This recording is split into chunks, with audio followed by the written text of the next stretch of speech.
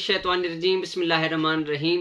अस्सलाम वालेकुम नाज़रीन, ज़वार के मोहम्मद अब्सार हैदरी अब्सार अदर टीवी पर ढेरों दुआओं के साथ आपकी खिदमत में हाजिर हूँ। जिन बच्चियों को हिस्टीरिया हो जाता है, वहम और परेशानी उन्हें हर वक्त लाहक रहती है, तो उन तमाम के मसाइल के लिए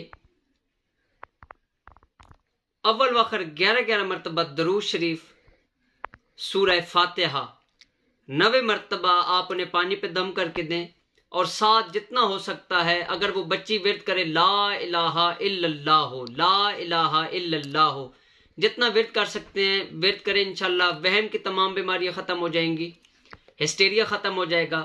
इंशाल्लाह हिस्टीरिया एक मुकम्मल टॉपिक है जिसके ऊपर काफ़ी बहस की ज़रूरत है। इंशाल्लाह बहुत जल्द आपको इसके ऊपर एक वीडियो इंशाल्लाह मैं पेश करूंगा। अपनी दुआओं में याद रखिएगा। आपका अपना ज़वार के मोहम्मद अब्सार हैदरी। ये अमल आपने 27 दिन करना है। तो फ़याल इस्लाम जी की मदद।